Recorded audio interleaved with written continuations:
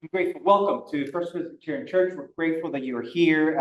Dr. Brown, we're very delighted that you're here for not just conversation today, but also tomorrow. In light of that, because we knew that we were going to have Dr. Brown here for the weekend, I reached out to Dr. Frank Griffin from Calvary Community Church and asked, is there a way in which we can partner for this event to extend her stay? And we said, what if we could have her stay in such that she could have a workshop for Saturday evening? And so in conversation with Frank, he looked at several of the topics that were possible that Dr. Brown could speak on, and he suggested this one. And so we are grateful that we get to talk about generational trauma from the context of Black and Brown people, but also just so that all of us learn more about this important aspect of how we look at trauma and mental health. And if I may offer a word of prayer as we begin our time together, let us pray. Eternal God, you are gracious to us, and we are thankful to you for bringing us together. Let this be a time of safety for all of us to learn and to share with one another. Bless Dr. Brown in presentation to us, and bless us as we share our own wisdom, our own questions, and our own journeys. We pray all this in your name. Amen. Amen. Welcome. Thank you. Okay. Good evening, everybody. I'm really happy to be here. I want to tell you a little bit about myself just to kind of contextualize this conversation. So, as Felipe said, my name is Jessica Young Brown. Please call me Jessica. I make my students call me Dr. Brown. So I'm a licensed clinical psychologist by training. When I finished college, I applied to seminaries and PhD programs in psychology. I grew up in a family that has so many preachers in it that I have an aunt who used to say that we had Levitical blood. So y'all know a little bit. If you read the Old Testament, you know a little bit, right? And so I joke with my cousins that like somebody has to sit in the pew. You guys preach, I will be a regular church member, right? So I'm a very proud non-clergy person. And thank you for laughing at my joke. And from really early on in my sort of understanding of what it meant to have a vocation, I understood that my call was to church folks, even though I was clear that I wasn't called to be a preacher, right? And so part of that came in my freshman year of college. I was sitting in my intro to psych class, and the teacher was teaching about major depressive disorder. And as she was describing the symptoms, I was like, my dad had that. No. Now, get this. My parents were highly educated, both seminary trained, 2 doctorates. We literally had theological conversations around the dinner table. My father's best friend was a licensed clinical psychologist.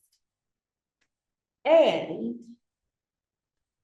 as a pastor who was experiencing really intense burnout, he had no idea how to talk about being depressed and called at the same time. Like just no language for it. To the point that at my full-grown age, in my mid-30s, I was on a podcast and I'm talking to the podcaster about, yeah, I realized my dad had major depression. Nobody in my family really talked about it. We didn't have language for it. Nobody told me what's going on. My mom listens to the podcast and she's like, yeah, you're right. Right? 20 years after the fact.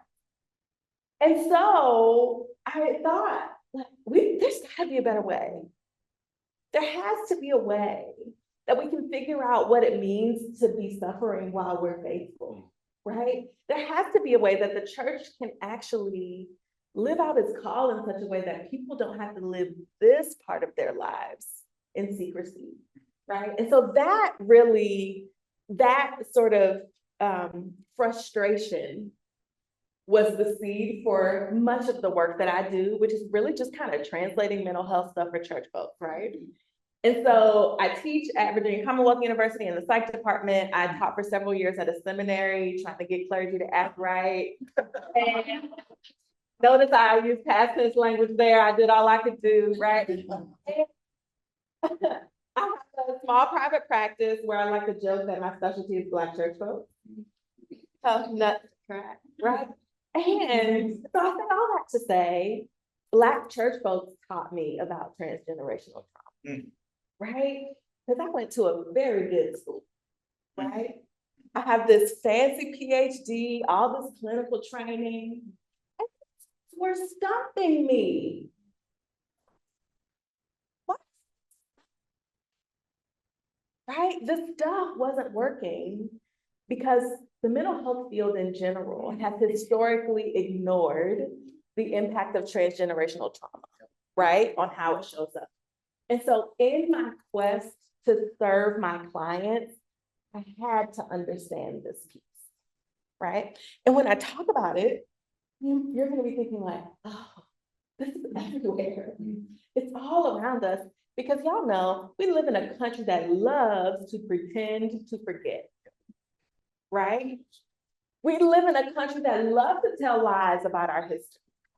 And the consequence of that is that our bodies and spirits hold the truth even when no one is telling it, right? And so that's really what transgenerational trauma is about. And so the push I'm going to invite us all to is that one of our best interventions for transgenerational trauma is to simply begin to tell the truth, right? So we'll have hopefully a rich conversation. I always say at the front end of these conversations, I'm not invested in talking at y'all for the next hour. So we can be in conversation and learn together. And if you're someone who really loves to take notes, I'm happy to share these slides. Okay. All right. So one of the occupational hazards of being a psychologist is that we're sort of obsessively focused on definitions. Often to our death, y'all are like, yeah, I'm not a psychologist. We're always trying to work it. Sorry, it's an occupational hazard, right? So we like to operationalize things. And I know you've heard the term trauma, but I want to tell you what I'm talking about when I say the word trauma, so we're on the same page, okay? So trauma is a boundary violation that disturbs one's sense of safety, right? And the consequence is that, and this is really what the trauma is, right? Is that it produces, this boundary violation produces a distressing, overwhelming, psychophysiological response. All that means is it rocks your core, right? And so the trauma actually isn't necessarily the event, because all of us in this room, for instance, could experience a car accident, but not all of us would be traumatized in response to that same car accident, right? There are all kinds of individual differences that shape how something becomes traumatic. Our physiological makeup, our family history, our personal history, even what's going on for us that day, right? Have you ever experienced, like, maybe you just had like a really hard week, and then that one little thing happens that sends you over, like sends you, right? Because they're all of like everyday experiences shape how we respond to challenges in the world, right? So trauma isn't necessarily the thing that happens, it's what happens inside of us in response to that event, right? And when our sense of safety is disturbed, when we have an overwhelming response, we describe that as traumatic, right? All right, so then what is transgenerational trauma? This is when a whole group of people have experienced this traumatizing event, and in response to that traumatizing event, that whole group of people changes. The group has to do things differently in response to that thing that occurred. And often when we're thinking about transgenerational trauma, we're thinking about community level violences like the Holocaust, the Depression, the Trail of Tears, concentration camps in the West that, jailed people of Asian descent, chattel slavery, right? Notice, somebody said something? Okay, notice these acts of violence And part of what makes them so violent, right, is that they are sort of at the hands of an official entity, right? That's a part of the violence. And so what happens is we change in response to that event. We shift so that something like that doesn't happen to us again. Now, sometimes those are really productive strategies and sometimes they're really maladaptive, but it's all the same intent, and that's important. And so over time, these trauma reactions, these strategies to protect get passed down. Sometimes we actually say, I'm passing this thing down because this thing happened to us in the past. That's an active process. But sometimes we just do the thing and we don't even know why we're doing it. Over generations, it sort of loses the context. I'll give you kind of a playful example. I told y'all my daddy was a preacher, so when he told stories, you know, sometimes they were true, sometimes they were for the purpose of illustrating a sermon, but it was always a good story. So he told those stories. This part is true. My mother grew up in rural North Carolina. She was the 10th of 11 children. So by the time my mother was born, my grandmother was not invested in teaching anybody how to cook because there was already somebody else who could do. So the joke is that my father actually taught my mother how to cook after they got married. True story. And so my father is making a ham and he cuts the ends of the ham off, puts the ham in the oven, bakes it. My mom was like, what? And he's like, this is what my mother did. So finally, my father is like, oh, I should ask my mother why she did this. So he asked her, why did you put it on the ham? And my grandmother said, the ham is small.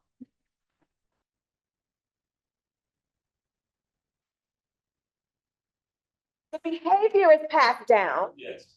but the context is lost, right? And so here's what happens. With transgenerational trauma, these trauma reactions end up feeling like family traditions. They end up feeling like culture. They end up feeling like this is just who we are. But in a country where we love to forget to tell the truth, the context is lost, right? And the context really matters. And so I've named some of the things that we can describe as generational trauma, right? If you think about what's going on in the country right now, where ICE agents are legally allowed just based on phenotype to pick somebody up and ask questions later.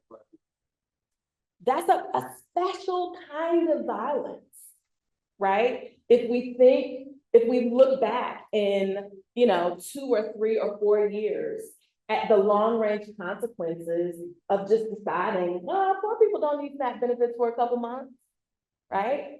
If we look back on even now, 5 years out, those first few weeks of the COVID pandemic and how everything had to change it, right? I have my daughter was born in December 2020, so like classic COVID. And all the things they say about COVID babies are all true, so pray for her teacher, right?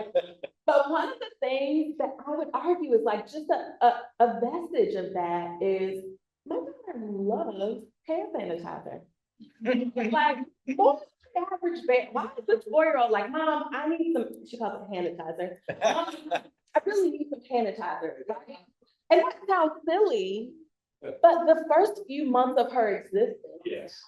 we were all Yes. obsessed, right? And so you see how she's not going to be able to say, I mean, maybe she will at some point, but now she's not able to say, I was born in 2020, and that year there was this pandemic that changed everything. And so I'm very familiar with the art of sanitizing your hands. But she knows the behavior, Yes. right? She knows how important it is to keep her hands clean, right? And so you can see how very quickly we can teach the behavior. And people who are in survival mode don't always have time to tell the story. If I'm running for my life, Right, if you think particularly, I told you I have Black church folks are my people, right? So if we think about the consequences of chattel slavery, if I'm in a store and my mother says, don't touch anything, don't look at anything, don't walk away from me. She's not necessarily gonna sit down and say, 3 generations ago, if we were out somewhere, you could be snatched from me with no consequence. But she will send the message that I better not step out of line, right? If we think about, many of us had parents or grandparents who lived through the Depression. Think about how those folks navigate food and money, right? They might not be saying, in 1929, I thought I was gonna starve to death. But what we see are the behaviors that kept them alive, right? And so part of the challenge of this transgenerational trauma is that sometimes we're using strategies that help us to survive in a reality that isn't necessarily showing up in the same way, right? The violence, I would argue, of this moment, though, is that for many of the folks that we're talking about who deal with transgenerational trauma, it's not like we're actually safe now, right? Like, it's sort of a different kind of environment that maybe is less obviously dangerous, but we can't assume safety.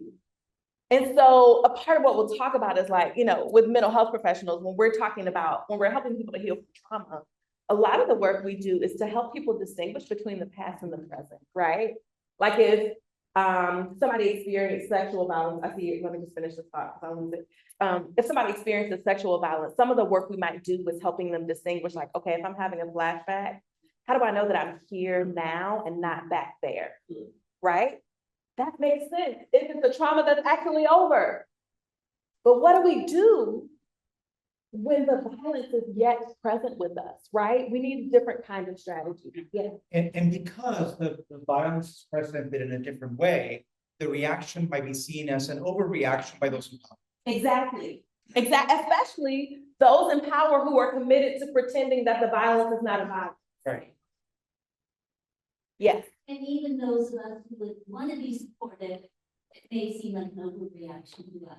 Yeah. So a lot of different directions with that, even which is talk to people, find out about it, see what's going on. Absolutely. Don't assume. Absolutely. And one of the pieces that studying transgenerational transition of trauma taught me in my trauma work is to, like, when we're thinking about trauma, perception is reality. Because if that's not my lived experience, it's easy for me to say from the outside, as you're articulating, might be a little bit much. But if you're inside my body and I'm feeling that overwhelm, right? Who are you to tell me that it isn't a crisis? And have you ever encountered somebody who was really upset and you told them to calm down? And Works every time.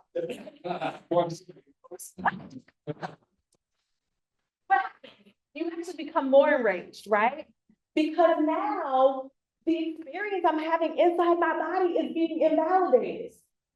Now I don't feel seen, held, understood, right? And so as you said, a part of our process is like, you guys are getting like free, very sophisticated mental health. What if we just listen to people? Yes. What you think, since you're talking to church, the problem is that sometimes I feel like I'm not praying for them. I'm not being godly. So that's what I'm experiencing. That's what I'm experiencing. Yeah. So it further contributes to keeping it within the individual. Listen, come to service tomorrow. We're gonna have a good conversation about that, right? I offer you Elijah in a cave saying, you know what, God, I did what you told me to do. But these people are still trying to kill me, so why don't you kill me first? Right. I offer you Jesus in the Garden of Gethsemane saying, if there's any way you can take this cup, please do it. Your will be done, but I just want to register my divinity. Like, which we really have to ignore the way God operates to continue. And this is what we do, right? We tell people, if we would just we gaslight people in this regard related to transgenerational trauma as well, right? Let's just all hold hands and sing Kumbaya. We all should go to these multiracial churches and, before you're race, you are a Christian. Like, God just accidentally put me in this black box, right? But that's right? And it's the same message. Your spirituality should supersede everything else, so that if you're experiencing pain, it must be an issue of your faith.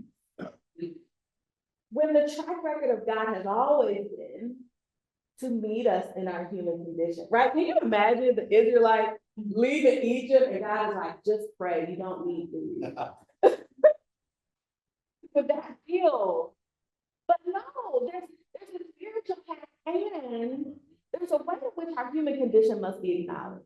And so you can't convince me that God is not invested in responding to oppression.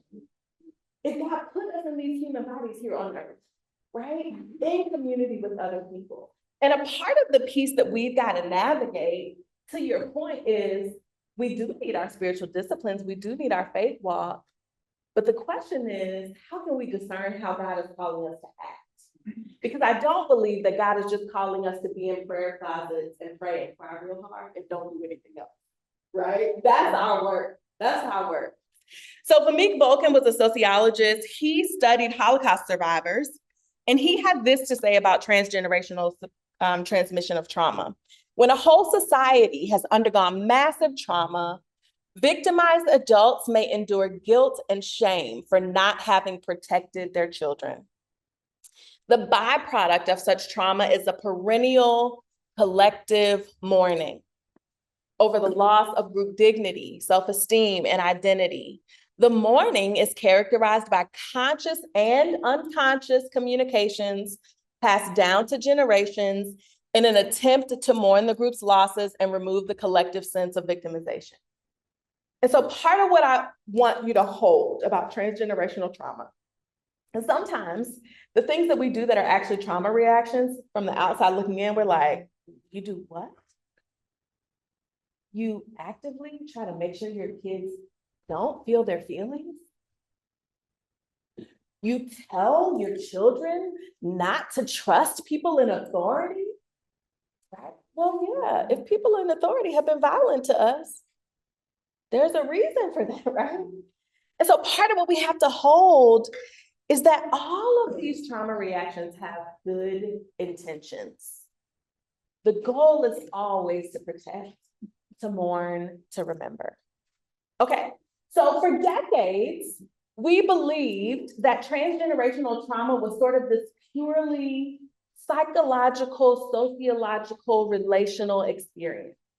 Now we have data that confirms that it's actually a biological experience as well. So I'm going to show you this video. Sure, send it through the TV, the sound to the TV. Because I think it's going to come through your computer otherwise, yeah. Right.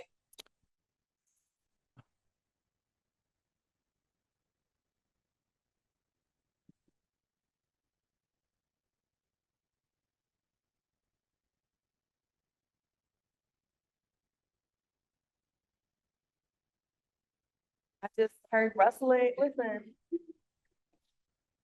As long as it's a good rustle. Let's see if that works. Okay, thank you. It's an interesting, I think, humbling experience to see yourself reflected in another individual. They're going to have their own life experiences, but you look at them and you see yourself in the color of their eyes and the way their nose wrinkles. I have a 2-year-old daughter.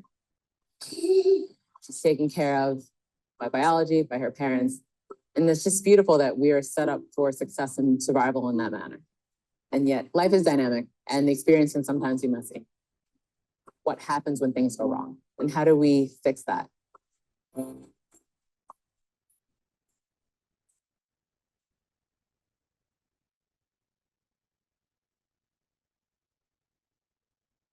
The amazing opportunity to grow up in a very dynamic family. My biological parents were also foster parents. And so I had the opportunity to grow up with many siblings. You got 20 some odd siblings in here. They learned to work with each other. They had some siblings. Mhm. Then when we went to bed, I heard where my siblings came from and what they had to go through in order to be put in foster care.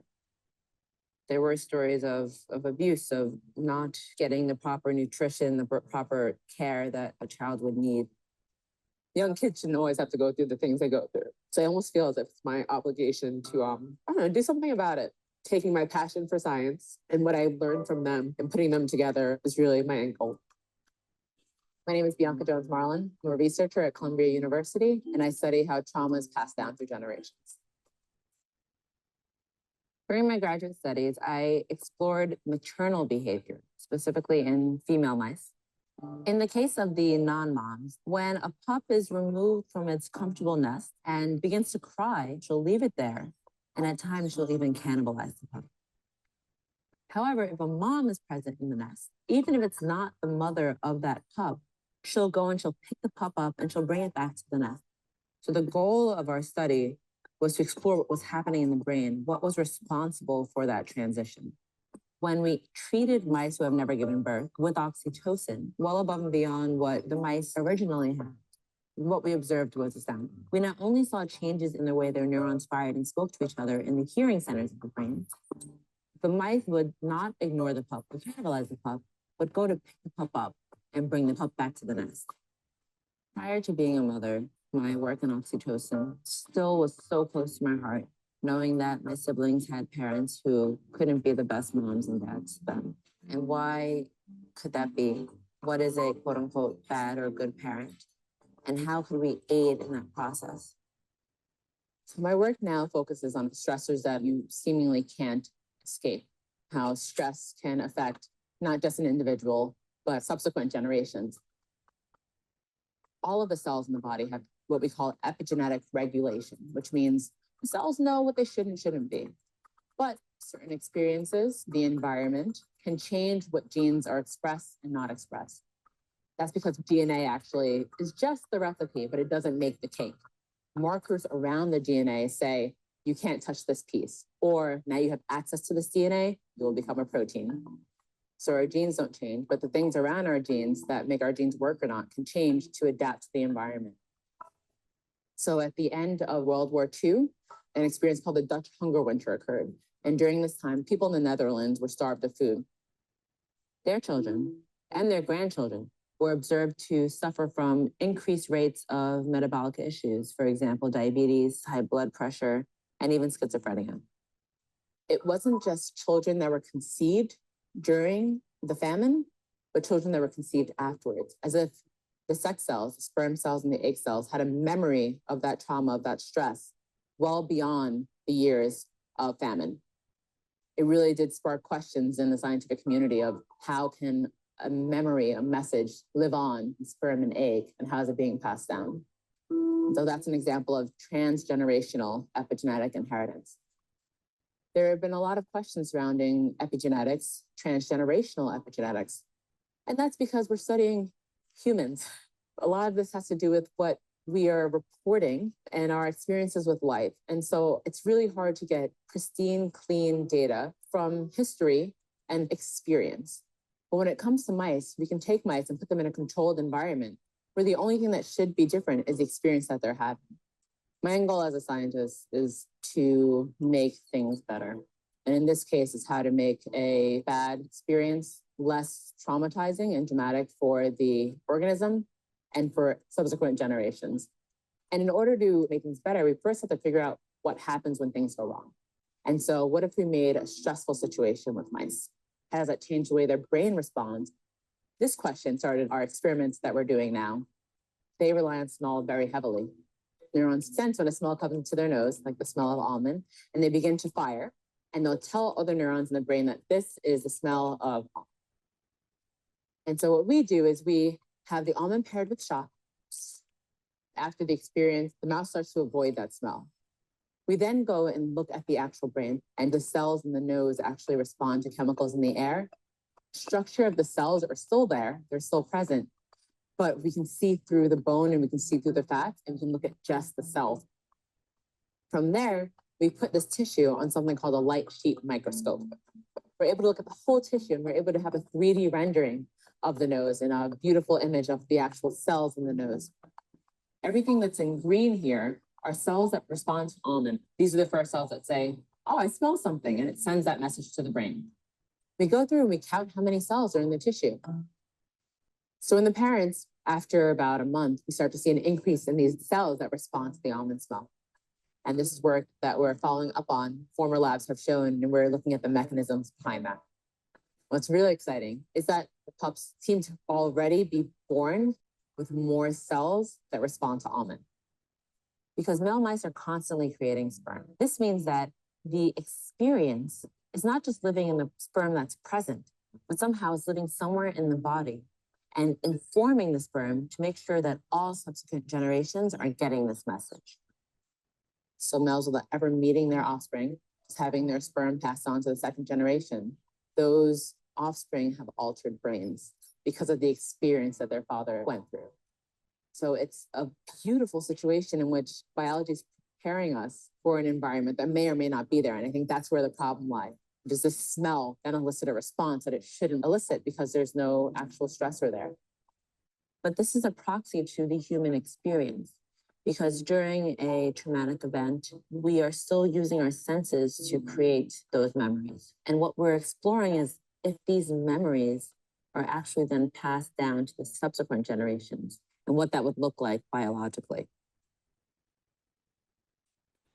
When we look at our data, it's a little bit nerve-wracking because I go back and I think about how an experience I could have can be passed on. And not just an experience that I have, but that my husband, an experience that he could have had well before he met me, could still live on.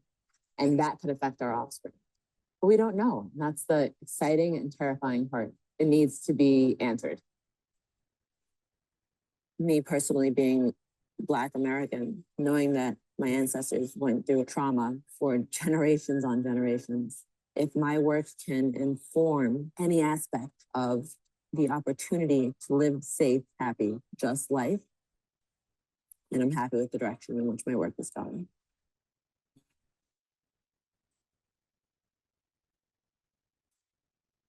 Okay.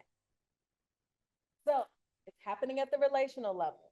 It's happening at the psychological level. And our bodies are prepared to respond to the threats our ancestors experienced, right? So if I, as a Black person, show up at dusk in a town that just kind of feels like a sundown town, right? There might not be anything in my head that says, you might be in danger because this area could have racist people in it and you are a Black person. But there's something in my body, right, that responds to the presence of that threat, right? If we think about, some of us might have been raised in religious traditions where you talked about generational curses, right?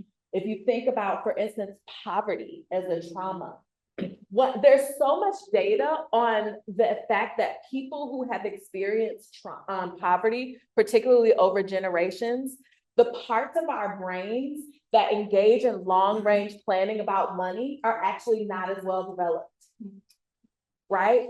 And so if you give somebody who's experienced poverty for 2 or 3 generations a large chunk of money, right? People who have experienced generational wealth might say, okay, I'm gonna invest part of this. I'm gonna put part of this to the side. I'm gonna buy in bulk. But people who, anybody know whose card it is? Okay, but people who have experienced poverty might focus on what do I need right now and have a harder time making long range decisions. Why? Because their brains are wired for survival mode, right?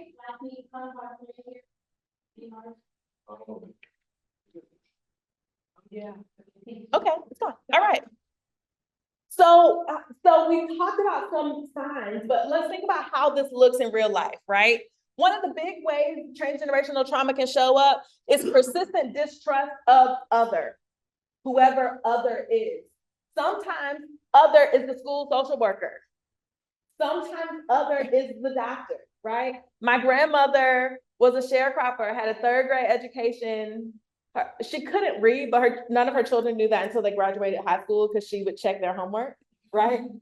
But she literally, the only way my grandmother saw a doctor is if she got there on an ambulance. Why? Because doctors have been violent to her. And so if any of us were sick, these were your options.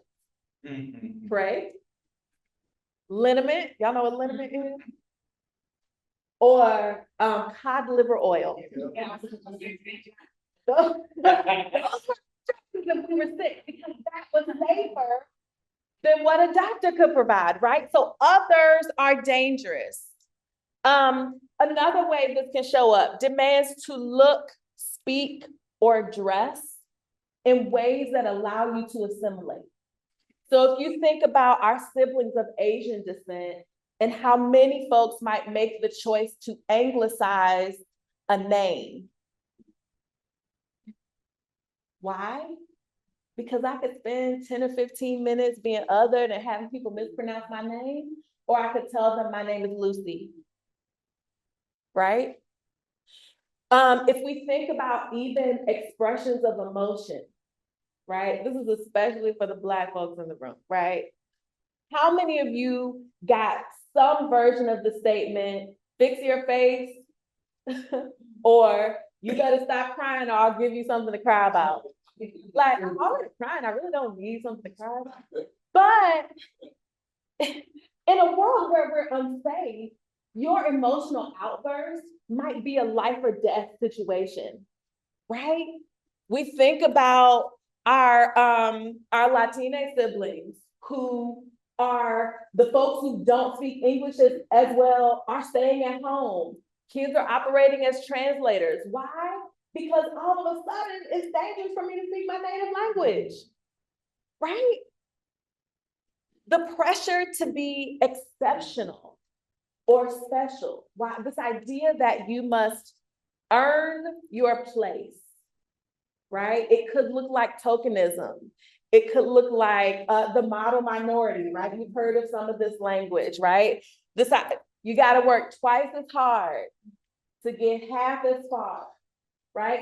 And the consequence of that for many of us who may have those cultural backgrounds is that we might end up working ourselves into the ground and not even being able to name that we have worked ourselves into the ground. Because in our culture, there isn't always space for us to say, I'm not okay, right? If my ancestors were being forcibly removed from their homes and put into schools to learn how to be Christian and white, if my ancestors were in concentration camps, if my ancestors experienced chattel slavery, what space is there in that horror to say, I'm sad or I'm anxious? It's like, I'm alive or I'm not alive, right? And so we accidentally, I would argue, carry those messages into modernity, where in 2025, the message we get is, you better depress them dishes, right? Just keep going. Because those feelings are not as important as the fact that you're alive, right? And this is where the church stuff gets complicated. How many of you are familiar with the phrase spiritual bypassing? Okay, so spiritual bypassing is a process by which we use spiritual language and ideology essentially to avoid feeling our feelings. I'll give you a good one. My favorite / the one I hate the most. I'm too blessed to be stressed.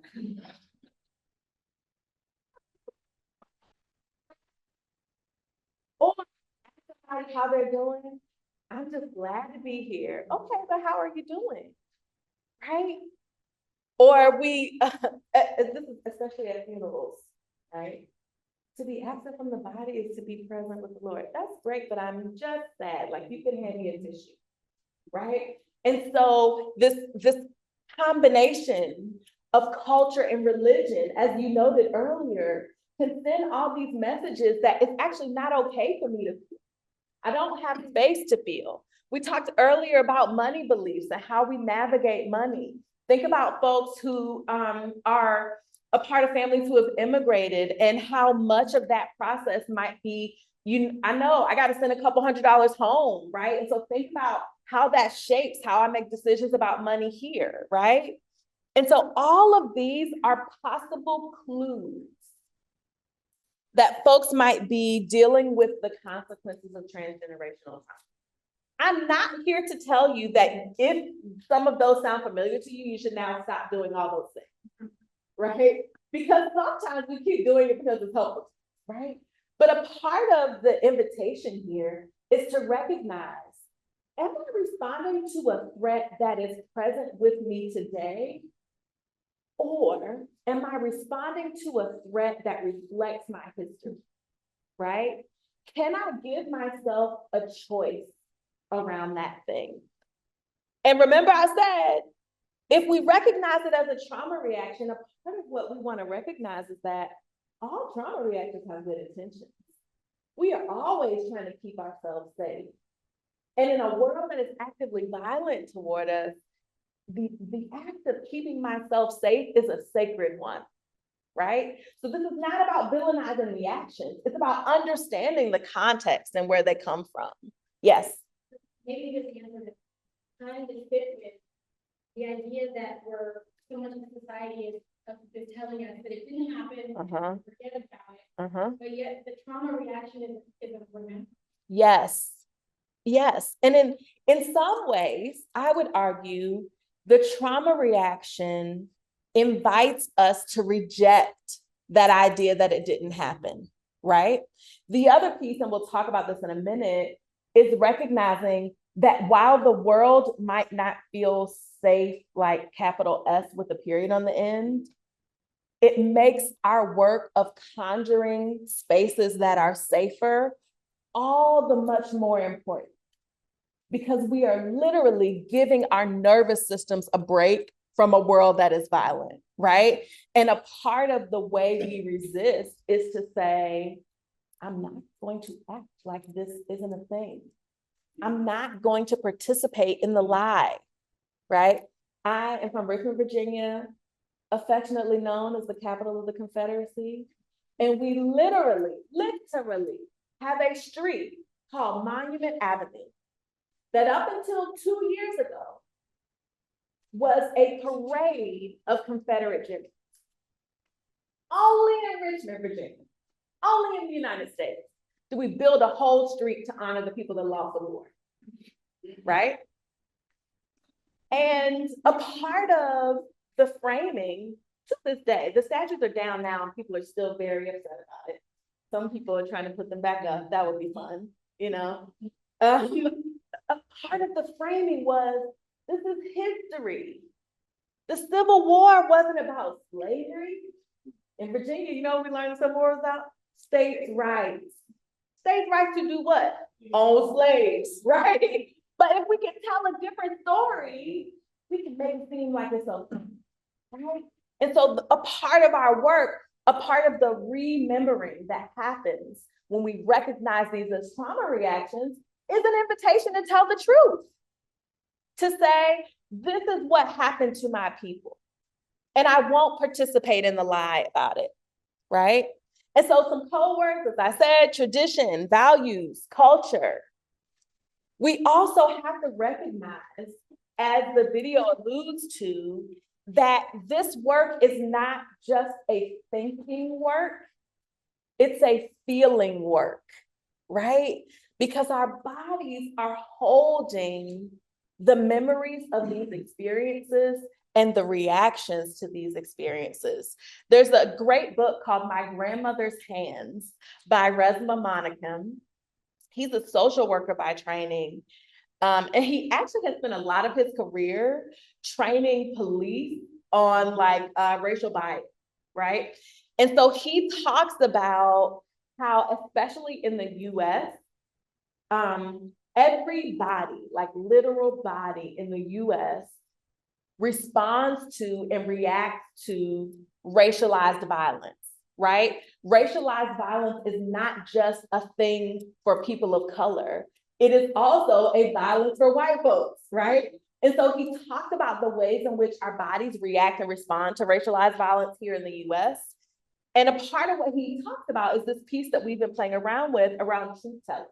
Says when we don't tell the truth, those experiences become decontextualized. So he says trauma in a person decontextualized over time looks like personality.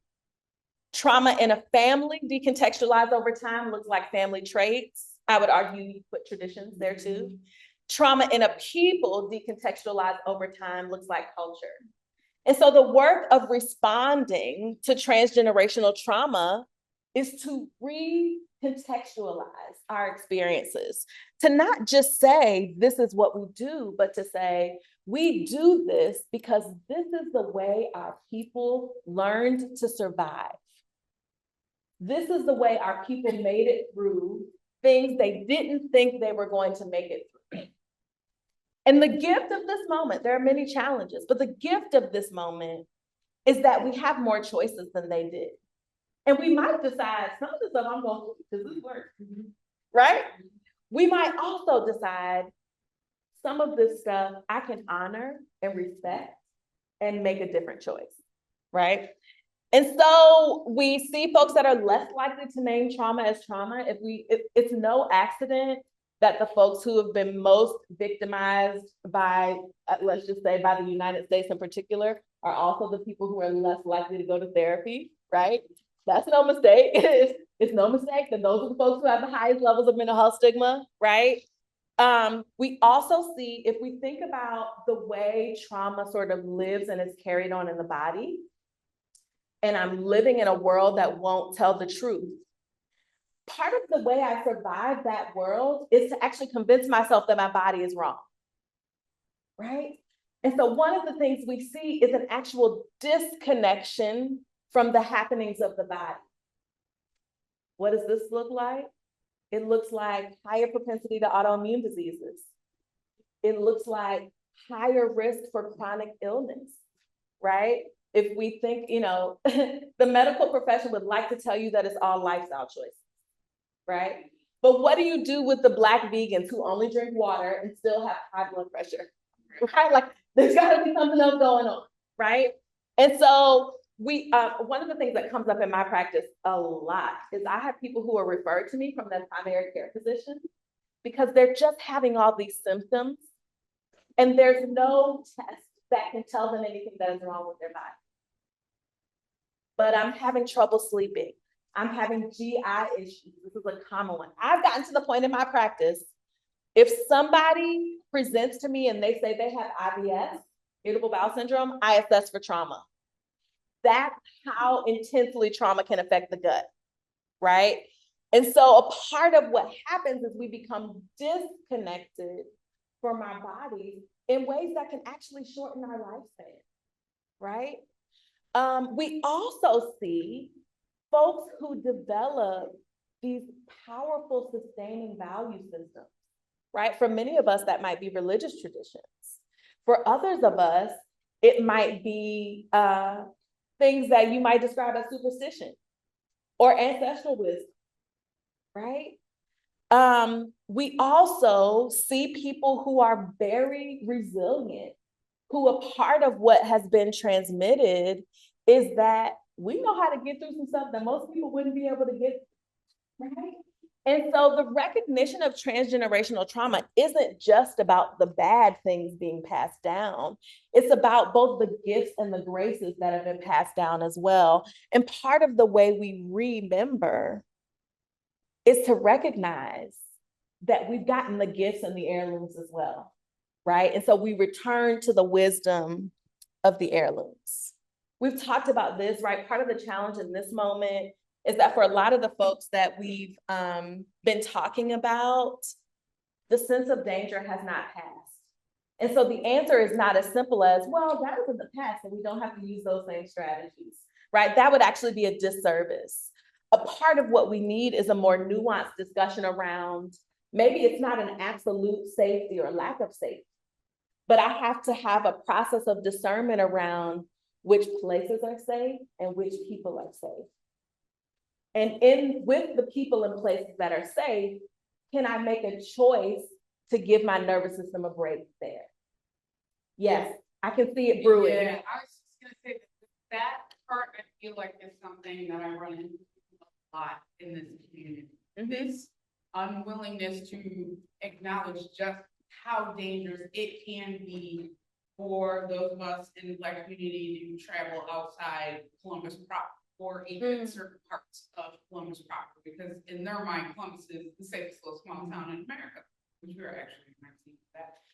But it is not safe to the descendants of the people who were traumatized and hurt by the descendants of the Klan, who still very much live, operate, and hold power in these spaces.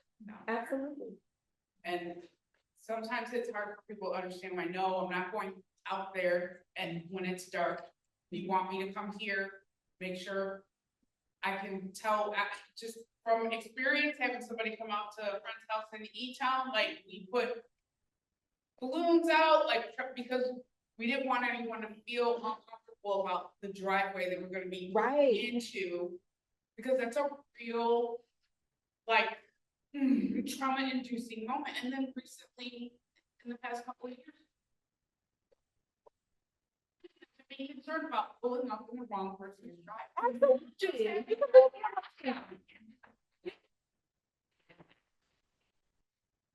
And so it goes back to this groundbreaking mental health intervention of what would it be like if we listened to each other, right? If we just trusted that this thing, even if I can't explain it in really intellectual language, if I can just say, something in my gut just doesn't feel right about that, and we trust it, right? Because a part of the lying process is that now we don't trust the wisdom of our gut, of our ancestors, of our history, right? And we have to add this piece in here, right? If we think about what it means to be the church and be having these conversations, right? We are not all the same kind of Christians. The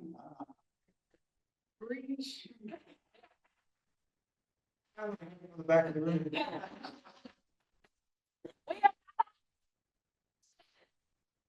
We got, oh, y'all know the same shit. Especially in the last 5 to 10 years, right? If we think about the way Christianity has been weaponized in our political culture against particular groups of people, right? Virginia just elected a woman governor and lieutenant governor. The lieutenant governor is a Muslim. And on Tuesday, I started praying for her, right? Because I know about the violence of Islamophobia and how she is going. She don't have no big security detail. She's in danger now. For the next 3 years, she's in danger. Despite her sweet, clean political record, despite the fact that she just won in a landslide election, right? In a world where Christian nationalism has come to the forefront, right? She is in danger. And so a part of what we have to tackle as believers is we cannot assume that because we identify ourselves as Christian, that makes us safe.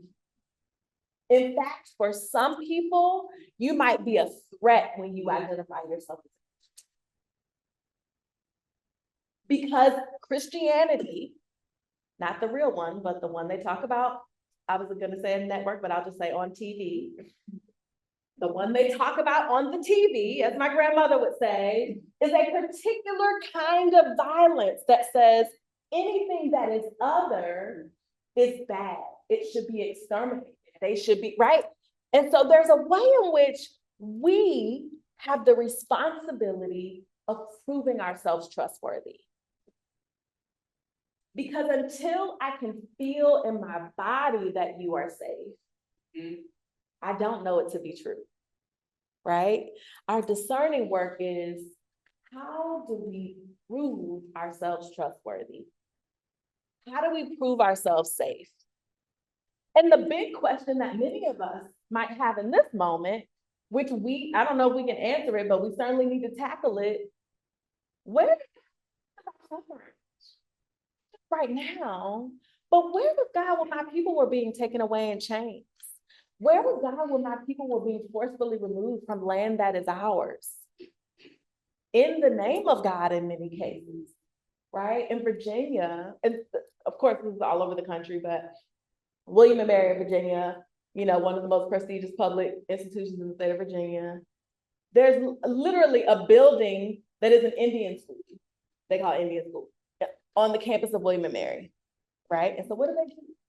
They took indigenous children from their families, made them learn English, made them forget their traditional religions, made them do away with cut their hair, gave them these anglicized names, right? And so I had a supervisor who used to say, don't walk around the William and Mary at night because they haunting this place. I'm like, I would have haunted.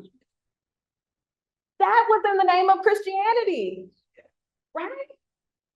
And so we have, as a part of this truth-telling process, we have some reparative work to do, right? We have to say, this was done in the name of our God, wrongly so. But can we introduce you to the real one, right? That's a part of the work we have. And so I want to talk a little bit about some possible strategies you can engage. We've hinted at some of these already. As we think about both the individual level, if you're sitting here and you're like, ooh, stuff in my family is probably generational trauma, I didn't realize that. Cool, welcome, right? So we'll talk about some of the things that can be done on the individual level. We'll also talk about some strategies that can be used at the community level, at the church level. So at the individual level, the first thing I would offer is that if this isn't a part of your practice, I want to invite you to get to know your body.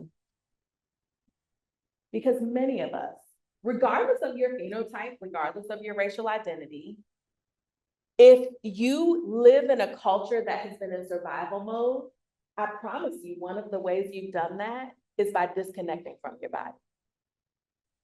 And so one of the gifts of this moment is to return to it. It looks as simple as, maybe I take 5 minutes a day and I just kind of see how my body feels. Or if I start having headaches or GI issues or sleep problems, I don't just push through and ignore it. I actually see what might be going on. Maybe in the way I engage food or exercise, I'm not thinking about how to punish my body for liberties that I've taken, but I'm thinking about just how to nourish and feel good in my body, right? We can also use our bodies to explore emotion. So I only see adults, but you all maybe have seen those like emotion charts where there's little emojis and I use that with my grown people. Why? Because so many of the people that I see grew up in homes where they were not allowed to express their emotions fully. In fact, they would get in trouble if the emotions were too intense, right? And here's the thing, this happens to a lot of kids. I'm having a moment and like, I'm not trying to interrupt the rings. I'm not laughing at anybody here, it's just, you hit something. Something clicked. No, like, it's something I'm already aware of, but it's like. Yeah. Yeah, and that makes so much sense, right? And sometimes you can like maybe you knew that happened, but sometimes the words like, oh, this is it, right? And so I want to draw you a line, a historical line. If I grow up in a home where I'm not allowed to express emotions, or if I express them, I only get to express them alone and not too intensely and not for too long and not in a way that causes a ruckus. What I learn over time isn't to actually feel and understand my feelings. I actually only learn how to shut them down. And that process was that I sort of, as a kid, like didn't have the right to have those feelings. There's no switch that flips when I become 18, that now I'm allowed to feel my feelings and I can feel them however I want to because I'm grown. Because what I've learned is to shut them down. And so drinking sounds really attractive, and maybe I need to do it in excess because that's the only way I can shut it down. Or engaging in really risky behaviors that actually put me in danger is the only way that I'm allowed to feel those feelings, right? And so the line we draw, parents aren't like sitting around thinking, I make my kids' lives really hard and complicated. Like, I'd like to hand my kids a big therapy bill. Oh, parents are trying to keep their kids safe, right? But if what we've learned in our bodies is that the world is not safe for my little kid to have those feelings, I accidentally reintroduce that trauma in my home under the guise of, I've got to teach you here so you can be prepared for out there, right? What'd you say? That's the horse today with. There you go. There you go. Exactly that, right? And so one of the other pieces that is a place of curiosity for us is actually, what's the pattern of chronic illness in my family? Is this actually a pattern of suffering or forgetting? Right? There's a study that came out several months ago. Black women are the highest risk for autoimmune disorders. You know why? Suppressed emotion. Right? And here's the other piece of that. Put up with a lot and don't feel permission to say they're putting up with a lot, right? Right? And so the work is reconnecting to our bodies, trusting. You can start with the practice of like, if you have a gut feeling about something, experiment with trusting it, even if you don't know why, right? That's a way to return to some ancestral body-based wisdom, right? For all of us. We also want to just kind of honor feelings and differential perspectives, right? So you said this early on, this idea of like, we could just listen to people because it might not be my experience, but it could be theirs.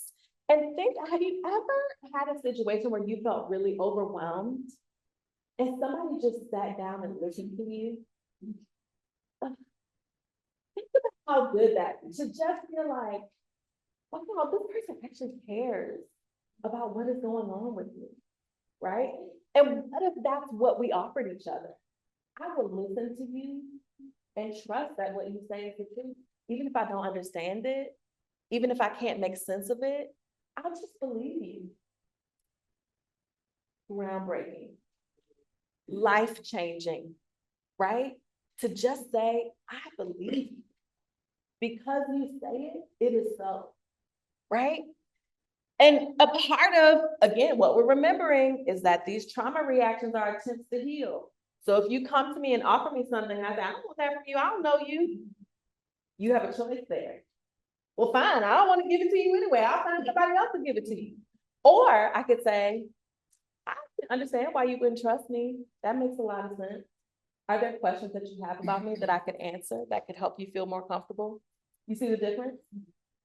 One honors that trauma reaction is an attempt to heal, and one punishes you for protecting yourself. Right? And we've said this, I gotta say it again. For many of these folks, the trauma is not over, right? So it's not as simple as saying, well, that's in the past. No, it's actually not in the past. It's in the present. And so what would it look like? I'm aware you won't have safety, capital S, all the time. But what would it look like for this space to feel safe, even if it's temporary? The powerful thing, even about temporary safety, is it gives our nervous system a break. Our mind, body, and spirit have time to calm and return to baseline. And any moment where we cannot be on high alert is a move toward longevity, literally, a move toward longevity. It's a life-saving effort. 5 minutes of your nervous system being at rest is a life-saving effort. Why? Because when our bodies are constantly under stress, we are beating down all of our internal organ systems. Yes, So it's different for different people. yes. How can you determine? Some stress is too much. But not- Yeah. So I would say when the stress interferes with your ability to respond appropriately to the environment, it's too much. A less sophisticated way of saying that is if it feels like too much, it's too much, right? And so if we're going back to trusting our bodies, what if we just said, oh, this is too much, and honor that, right? Now, I understand there's some tricky work to do around, we do want to be able to respond to challenges, right? And some of us have become so fearful that we're challenge averse in a way that maybe is not helpful to us, right? But so the way I like to think about it is this actually something that I can't do? Or am I scared to do it? Because it's actually okay to be scared. Despite all the times in the Bible that say fear not, right? We can do stuff scared. We do it all the time. But if it feels like it's gonna overwhelm me or take me out, that's when I know it's too much. Another question might be to ask, can I be present and still engage in this challenge? Or do I feel like I'm gonna kind of lose myself in it, right? And then you're right, it's individual, it's different for every person. Yes. And I think kind of getting into that, you said, you talked about returning to baseline. Mm-hmm. I think, sometimes if we've allowed, if that trauma is really into us, maybe our baseline might be updated. Yes. And then over time, more work to do. Yes. So if this was one of my undergrad side classes, I would give you a whole lecture right now about the window of tolerance, right? Which is like essentially how much stress we can handle. If I've been in an environment where there's lots of instability and lots of disruption, my window of tolerance literally is smaller. So there might be less I can do, less I can respond to without getting overwhelmed. As I begin to attend to my body, use my coping strategies, be in community with people that I feel safe with, what happens? My window of tolerance expands. So what's the wisdom for us? Number one, everybody's not going to be the same, right? So I'm not able to say, well, I can do X, Y, Z. So you should be able to do X, Y, Z. Not so. This is why we have to trust people's internal wisdom, right? Number two, the curiosity for us is, how do we help people to rest their nervous systems, right? What helps us to rest our nervous system? A really good belly laugh. A wonderful meal fellowship. A conversation where you feel seen and heard. A prayer that speaks to your lived experience. A spirited moment in worship where we're all singing together or in a moment of corporate prayer, right? And so the more we allow ourselves access to those things, at a very basic level, it's like, how much of my life do I spend feeling good? In a world that is ruled by grind culture and capitalism and work overall, for us as adults, it's a really critical question to ask. How much of my life do I actually spend feeling good? If people in my community have been exposed to violence, then feeling good and feeling at rest is resistance, right? Another good book, Rest is Resistance by Tricia Hersey. If you haven't already read it. Yes.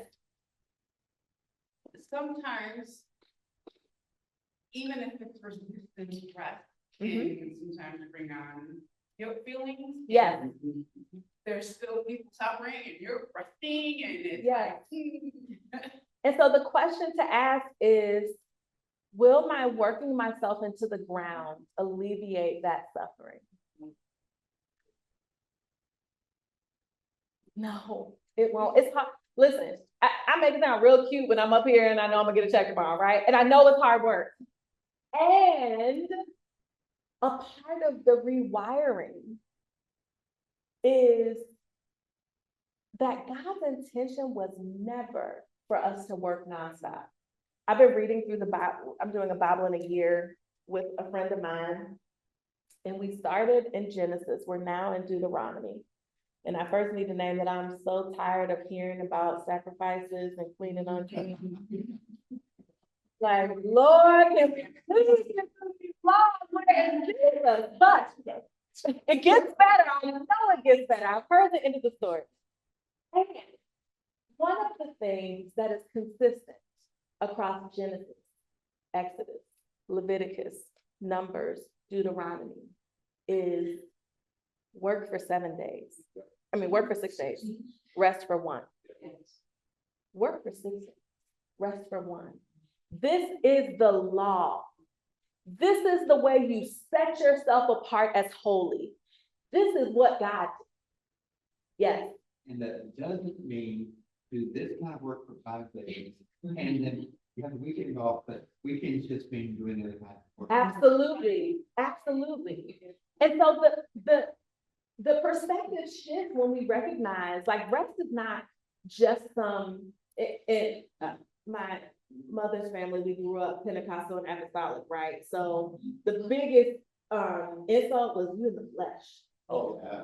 Right? That meant you were engaging in acts that were not of God, right? So it's not just me in my flesh if I decide to rest. In fact, it's a part of the God-ordained rhythm it's a part of God's intention, not just for me as an individual, but actually for what we do in community. Don't even harvest on the 7th day. Don't even pick up manna and quail on the 7th. I mean this thing, right? And so our resting then is not actually the opposite of our work, but it is an extension of our work. It's the necessary fuel. And this is really important for us as a believer. Our resting is also a way to reconnect with God and to engage in the process of discernment. If I'm so busy working that I haven't actually given myself a chance to hear from God, how do I know that I'm doing what God called me to do? Right? And so that resting then becomes a spiritual discipline. And yes, it's hard because we feel guilty. We live in a world that pressures us to keep working, and it's holy. Yes. I don't know if you used the phrase gaslighting earlier, but I think, ancestors have been traumatized, they traumatized us in the language, like I said, families just trying to keep us safe. Yes. Absolutely. Mm-hmm. And then I internalize that language and do it to myself. Mm-hmm. And then the next step is disconnecting from the body. Mm-hmm. And I think that not is that. Yes, it's punishment.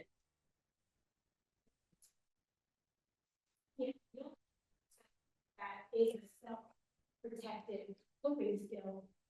But as soon as I rest, Ooh. I can sit with it. Right? Yes. And maybe that's part of the resistance too. Absolutely, right? I have so many clients who are like, I just feel anxious when I sit down. Yeah, because you are that unaccustomed to resting. And so for some people, I do clergy burnout work. For some of my ministers, like I have them start in 10-minute increments. They can't take a whole day. I'm like, okay, set a timer for 10 minutes and just do nothing, or drink a cup of tea, or look out the window, or sit in some grass and feel the fly. Like you might actually need to practice it if you're not used to it. And so that's okay. It's okay to do it in smaller increments. Why? Because you're building your window of tolerance, right? And so wherever you find yourself, if you start panicking, oh, okay, cool. I just learned a limit that I have. And so I can respect that limit and also recognize that if I continue this practice that I believe is holy, my limits will change as my capacity expands. That is the work of healing. Yeah. So, I've done meditation for a long time, but it never really clicked. Like, I'm in like the guided meditation. Yeah. And, but, 6 Wednesdays ago, I think it's about 44, 45 days at this point. Like, I had this transformational experience, of like, first of all, the Serenity Prayer made sense for the first time in my entire life to me. Wait a second, what I'm obsessing about, I cannot control. Mm. The two primary things I'm obsessing, I cannot control them. I don't. Now I'm like, but I seem to do. I do seem to have some gifts that are not contingent upon these other things. So, and once that happened, then I thought, so I'm used to like, I'm gonna try to wrap this up in like 60 seconds. Take over the video. Like, for over a decade, I was suicidal, homeless and stuff. And 6 Wednesdays ago, all these things click. So the Serenity Prayer is the first thing, and so rather than seeing myself, it's not only a waste of space, not only worthless, but a positive evil. Like, wait a second, like my piano playing and different things make people cry in a good way. So like these are things, my visual art, these are things I need to lean into, and if I can't control my sleep patterns, I can't control whether I'm on these chemicals that I pour and want. That's not my control. But the point I'm getting to about meditation is all of a sudden meditation clicked for me for the first time in my life. And I don't know if this will be helpful to you or any others, but I want to share it because it's just transformed my entire life, which is like to sit with your thoughts and emotions. It's, you don't have to sit in like a Buddha position. You can. It's really just not holding on to or pushing out thoughts, just letting them come and go, and to just hold them with a sense of openness. I think I've heard the word curiosity, is just non-judgment. Let the thoughts come and go, because we've internalized, every single one of us has internalized so many unhelpful things, and so once and so we loop on a couple different things, or a few different things over and over. Once those loops are smashed, and you can just let the thoughts just flow, and without judgment, it's like a whole new world. Yeah. And part of what I hear too, as you're talking, is really the power of being persistent and not giving up on yourself, right? Like, what if I just commit to keep trying this thing, to recognize that the first time or the second time, or maybe even the 10th time, maybe it won't feel like some amazing transformational experience, but over time, as I teach my body and mind and spirit, I can have a different experience, right? And that feels really powerful. And that doesn't just have to happen with us individually. It can also happen in community, right? Maybe you and I get into a disagreement and we're both really activated and we kind of piss each other off, but then we commit, hey, we're in a relationship. I'm going to circle back and try this again with you, because I'm not giving up on you and you're not giving up on me, right? And that gives me a new experience. It teaches my nervous system something different. And this is really important when we talk about families too, because as I said, we can give up all of it. But we can give up some of, like, one of my commitments to my kids is that they can tell me when they're upset with me. And so watching their grandmothers sort of respond to the fact that my children, they're both like, what?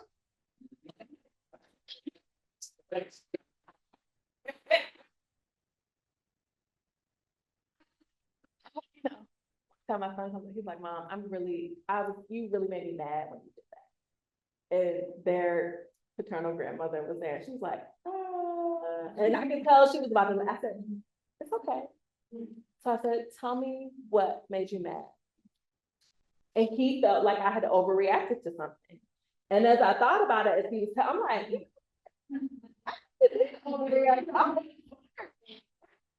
so in our home, what am I teaching? It's okay to tell me how you feel.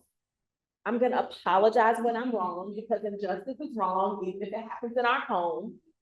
And we're gonna co-create a different solution, right? If I want them to be adults that can manage and respond to their emotions, that can have a conversation, that will stand up to injustice, that won't just deal with people in power doing whatever, I can model that in my home. Yeah. For my generation, it was the seen and not heard. Uh-huh, absolutely. My wife and I decision, allow our kids to be heard. Yeah. That's tough sometimes. Woo! But because of that, I think there's a lot of generations, our kids are much more comfortable expressing themselves. Mhm. So do you find that do we see this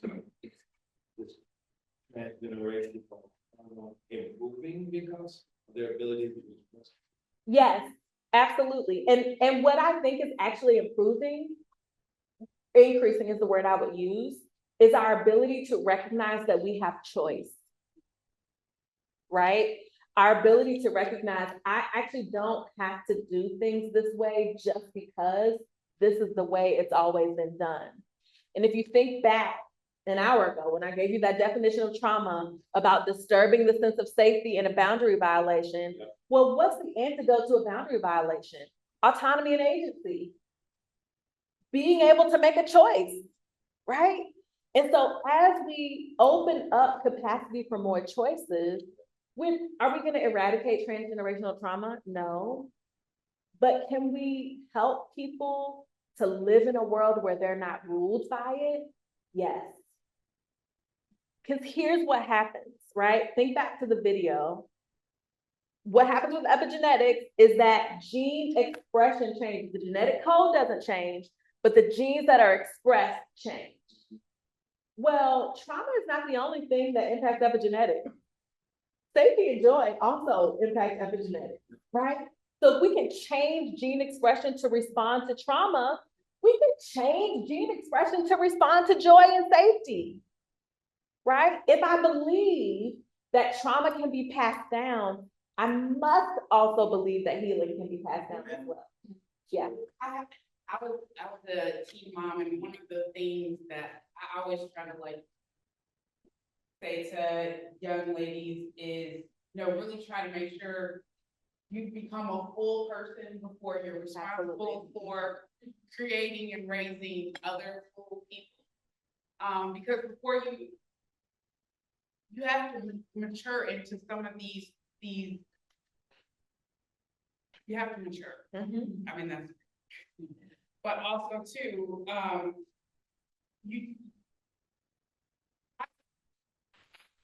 a little bit after Pastor Frank, I was more in the no pain, no gain generation, push through it, Yeah. get it done, no matter, just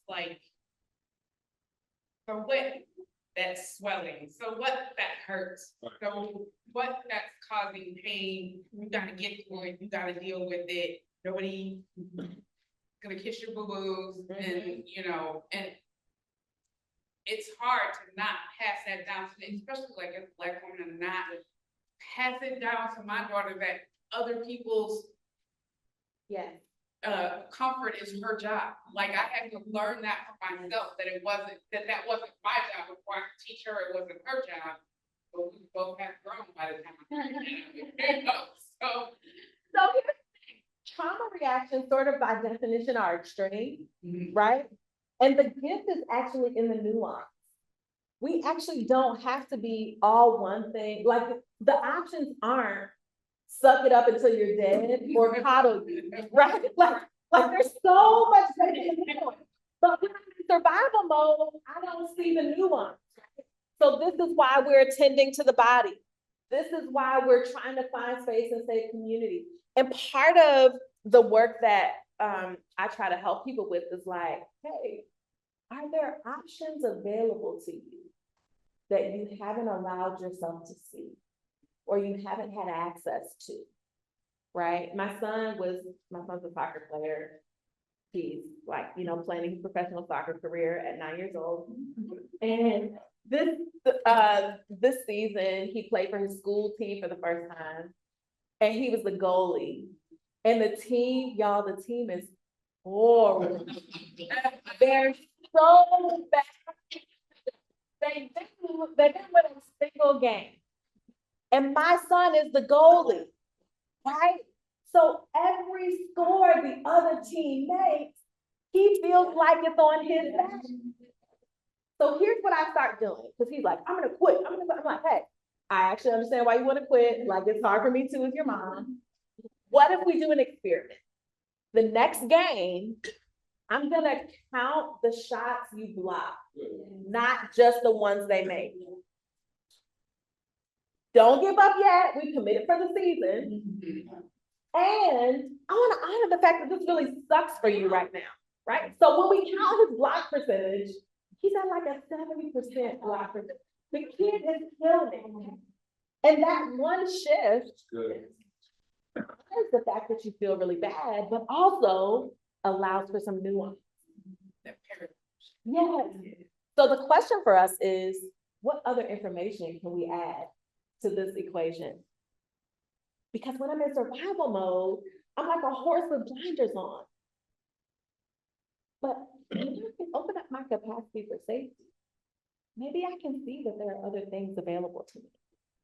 Right? We add more information. And so just adding more information in is recognizing my family didn't just give me bad stuff, they gave me good stuff. What's the ancestral wisdom I can pull on? What are the heirlooms that I can retain as mine? I'm a firm believer, excuse me, one of the reasons we see a lot of folks returning to ancestral religions is an attempt to reclaim heirlooms, right? I want to find the good that this violent world has tried to make my people forget about us, right? And so we recognize the ways that we've survived and even thrived in chaos, in violence. It hasn't all been bad. We gather all the information. We mine all the wisdom, right? And that becomes the way we move forward. And so finally, I believe that our work in community is really around collective action, right? Especially for folks who are a part of communities that have been oppressed. One of the things that can happen when we've been traumatized is we sort of go inward. I had a supervisor who used to describe it as navel gazing, right? This idea that we sort of build these insular communities, why? To keep ourselves safe, right? But the consequence of insular communities is that we become disconnected from other folks who are actually in similar struggles, right? And so the invitation of this moment is to actually intentionally connect and join, right? To have moments like this, where churches in a community will come together and say, we're working on the same kind of stuff. Why don't we work together instead of working separately, right? We pool our resources. In Richmond right now, there are a couple of churches who, you know, are doing drives to amp up food banks because we know we'll have more folks who are not going to get the resources they need in terms of SNAP benefits or those kinds of things, right? And we also recognize points of communal struggle, right? So we might have different phenotype, we might have different like specific trauma, but is there a through line that we can all connect on and really be in community together, right? Fannie Lou Hamer said, nobody's free, right? And so our liberation will always be tied up in the liberation of others, right? I can't only focus on racism and not be concerned about my trans siblings, right? I can't only focus on poverty and not be concerned about race-related violence, right? We are all connected. There's no side. When we have silos, guess what? We don't get things done, right? And so the opportunity for this moment is to think about, how is our collective liberation all tied up together, right? And what can we do as individuals and as the church to work toward that collective liberation?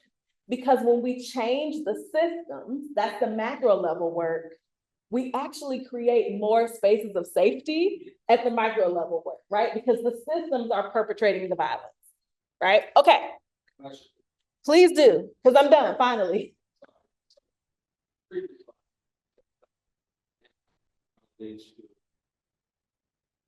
Isolation is disconnection, yeah.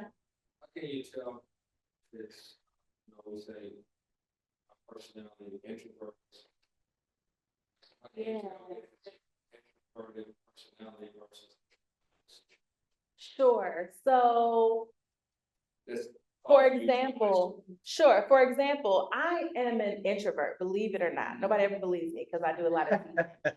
But after we have dinner, I'm gonna say, oh, this is so much fun. And then I'm gonna go like be in a coma in my hotel room for a couple hours, right? And so introversion, extroversion is really about where do I gain my energy, right? It doesn't come from a place of fear or avoidance. It's actually about recognizing what restores.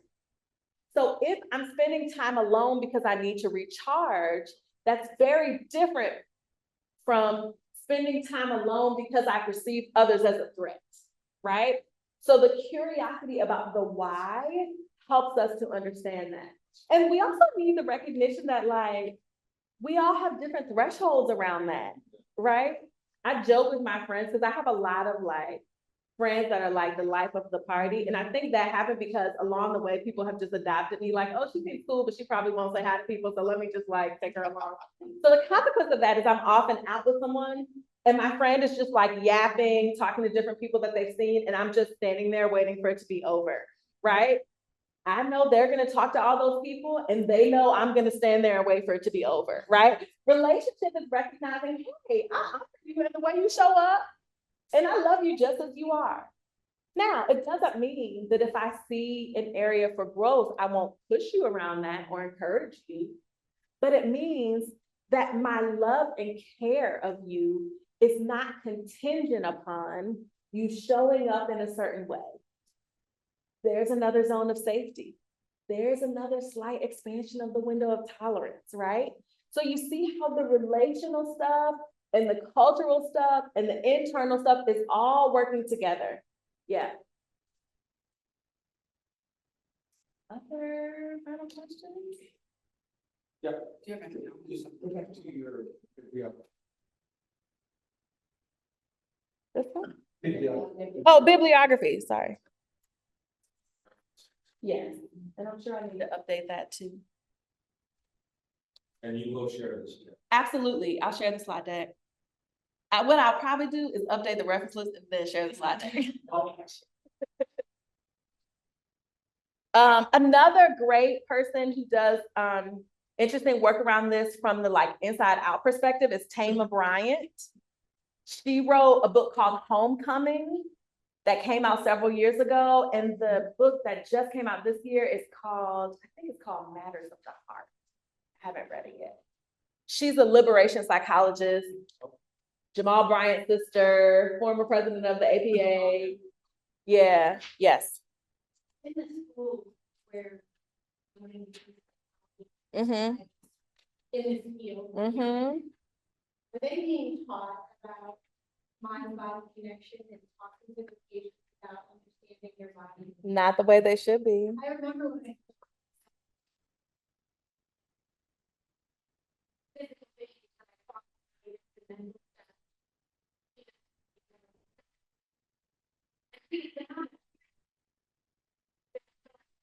Yeah. I say this, I'm relatively young. I didn't learn any of that in school. But you're teaching. My students are learning it because I'm teaching them, right?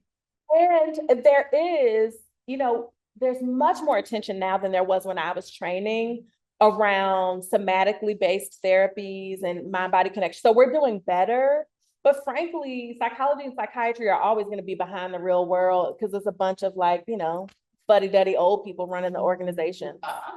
And I don't mean any old people, the fuddy-duddy old people. Old people are great. Fuddy-duddy old people are problematic when they're running organizations, right? So we're behind, right? But we are getting it. And there are movements, some of the buzzwords are like liberation psychology or decolonization, that really focus on the ways that traditional talk therapy in particular is a violent structure, like violent white supremacist structure in and of itself, right? Because it privileges the head over the heart and mind. And that actually encourages disconnection from the body, right? There you go. They get stuck. They don't know where to find themselves in the healing process. And what we've told people for generations is therapy is the way that you heal.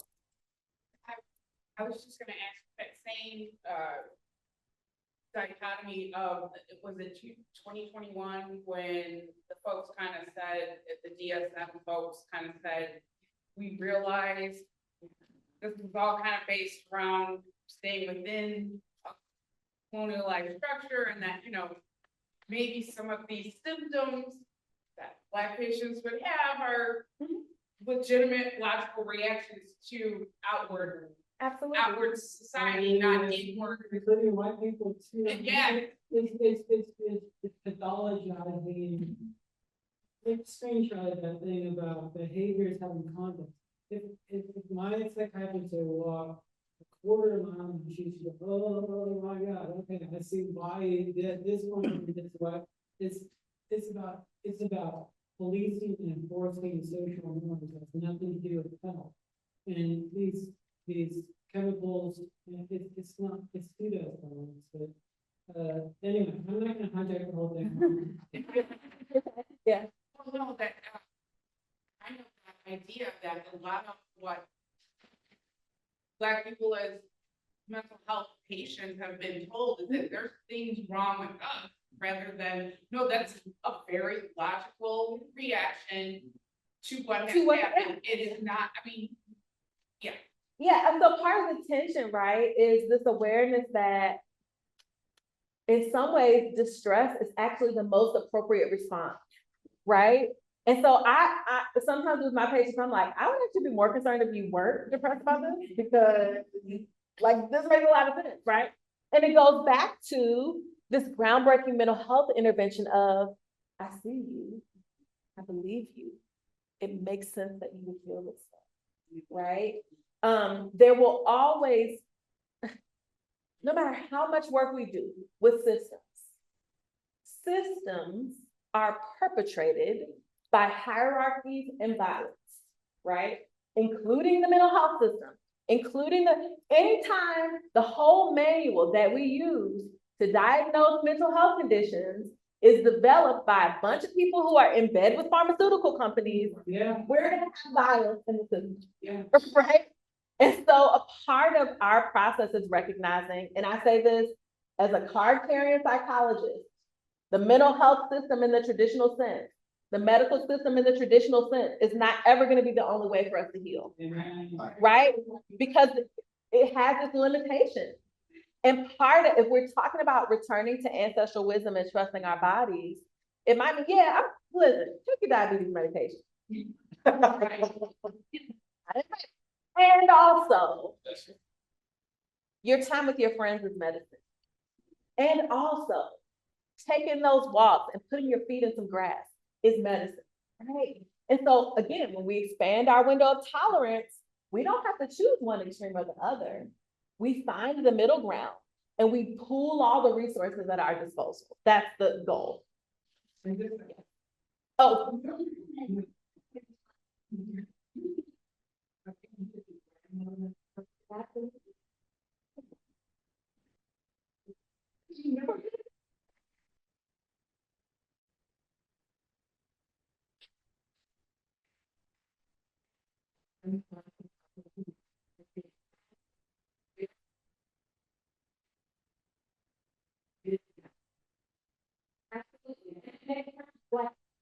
One of the biggest hospitals in Virginia used to be called Ascension State Hospital for the Negro imbecile. That were clearer. When we conflate poverty and homelessness and mental illness and violence, send folks who really need treatment to a hospital where their ancestors were tortured, right? And so, of course, again, if instead of saying, oh, it's safe now, because that's not enough, if the question we actually answer is, how could I prove to you that I'm not that? Right? I honor the distrust and slowly expand that window of tolerance, right? So the truth telling of saying, you're not making this up. This is why people feel this way. And I recognize it's my responsibility to show you a different way. That's how we disentangle the distrust. Yeah. Okay, I'm way over time, but I'll be around. No, you're fine, you're fine. Let's thank, Jessica for being.